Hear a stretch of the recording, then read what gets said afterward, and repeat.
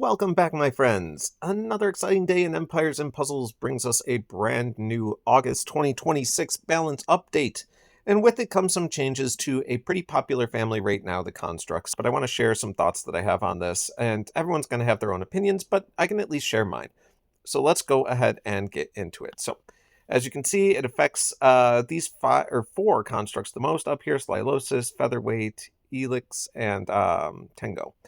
So down here it says the balance change is now live. Full details as follows. Construct family, passive minion core. Killer bot minions have been changed. Their health has been reduced from 33% to 25%. Their attack has been increased from 55 to 110%. The minions no longer destroy minions from other hit targets. Healing increased 5 to 7%. Wither reduced from 50 to 40. Okay. So where's the big changes here? Well, they reduced the health by quite a bit, right? It looks like almost a 30% health reduction. It's not great, especially considering these weren't the strongest minions out there, but now they're even lower in the minion strength scale when it comes to providing health shields. The attack doubling sounds interesting, but is probably a lot more minor than you might think.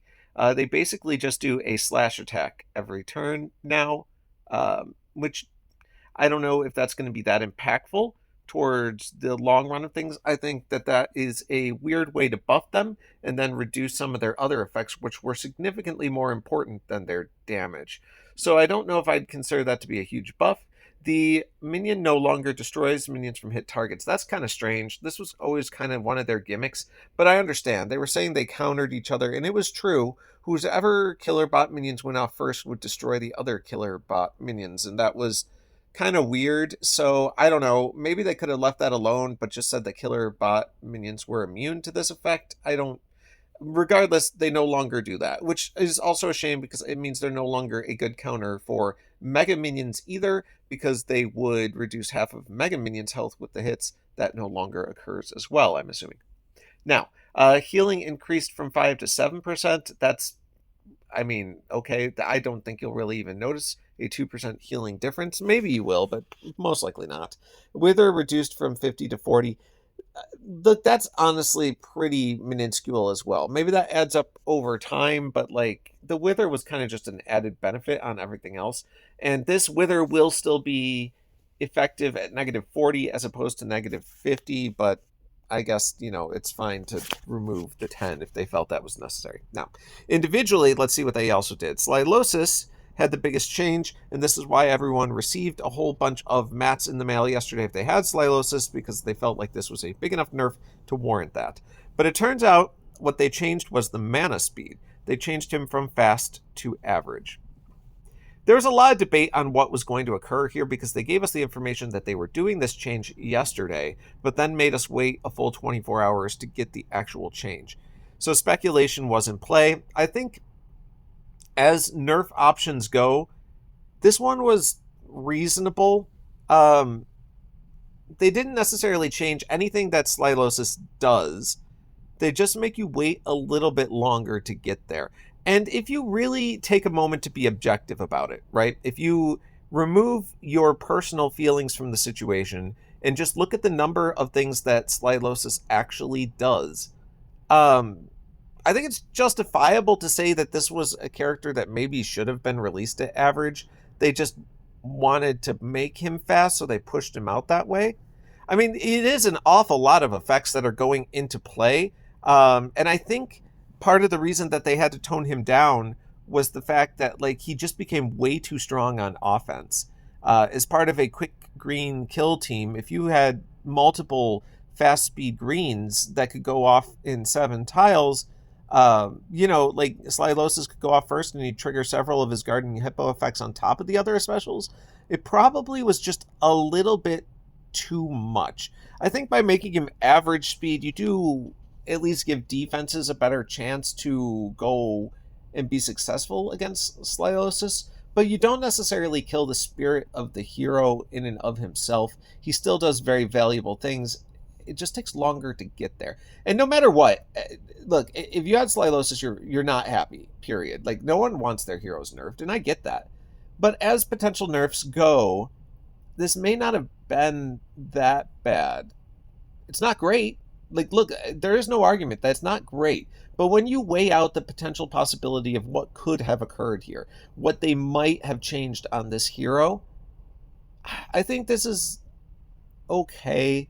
I mean, again, you got to take the lesser of two evils. When I think of all the potential things they could have done, this one is, I mean, you just have to wait a little bit longer to get there at average speed. It's not great, but I think it's still a very usable character. He just probably shifts from being top of the meta to more average at average speed, if that makes sense. Okay, so there you go. Tengo, on the other hand, let's see, it looks like they are increasing his direct damage from 500 to 520%. Heal per damage dealt increased from 30 to 35. Delayed damage increased from 480 to 579. Max damage from 1243 to 1342. Okay, so as someone who owns Tengo, I'm going to say this. Tengo has a lot of glaring holes in his efficiency. He's not particularly great because it's so easy to dispel him in a 4-turn window, right? Like, yes, if he's building up damage, he could ultimately reflect that damage back and do a ton of damage.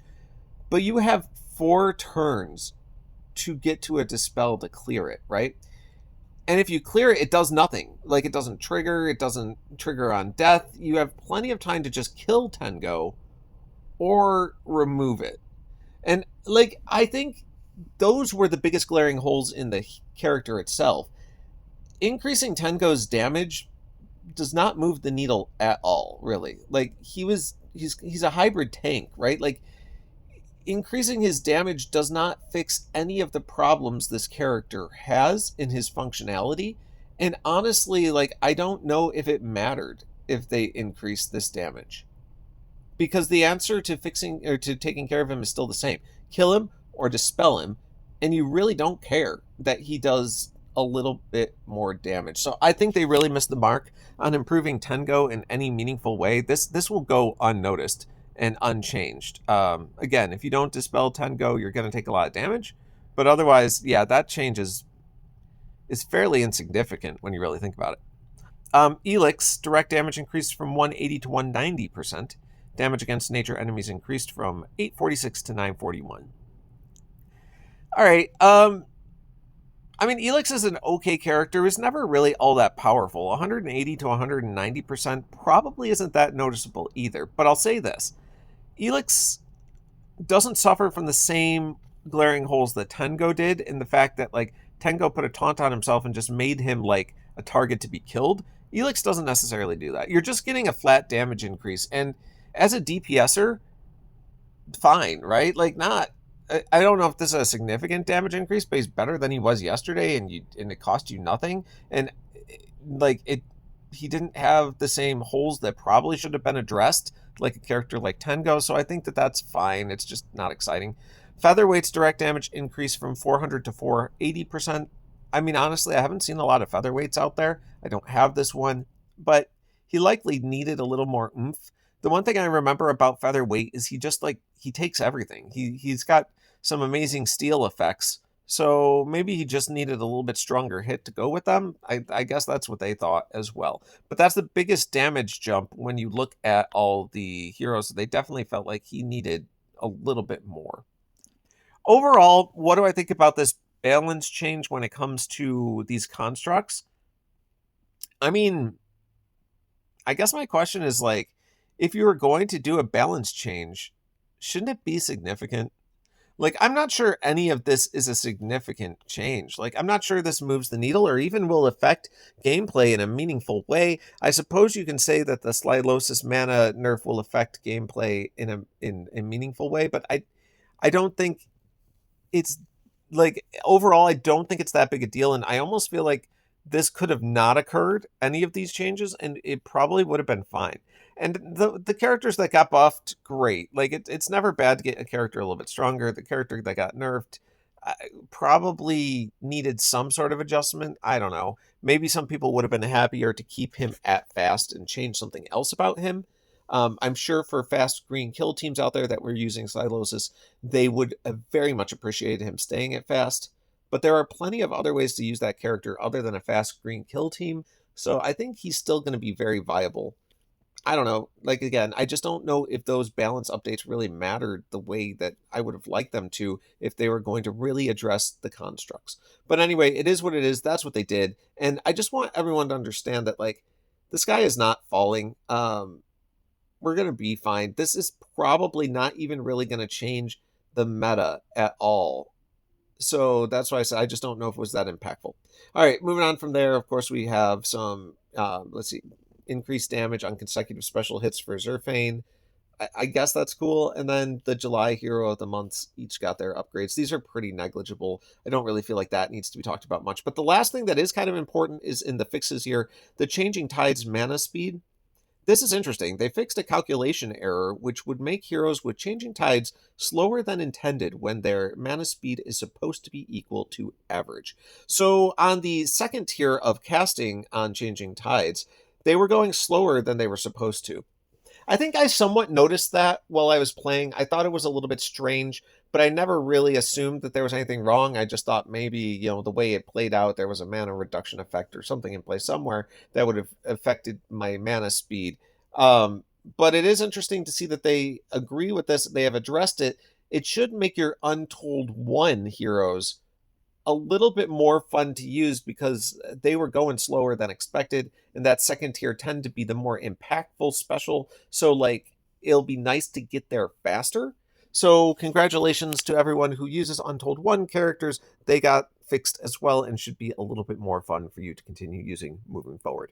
Okay, so that's really it, guys. I don't know. I felt like I just wanted to throw out my thoughts on these balance changes and just remind people that like really all of them were okay. Like I don't think even the nerf to Slilosis is the end of the world. It's not great. I get it. I address that. I accept that. I'm just saying like I still think he's going to be perfectly usable. Plus, you got all of these mats back, so you more or less got to level him mat free, keep him at 90, and now you can level the next 5-star hero you pull, you know, with those mats instead. So I guess it could have been worse. I guess that's the final thought. So thanks for tuning in, everyone. We'll see you next time.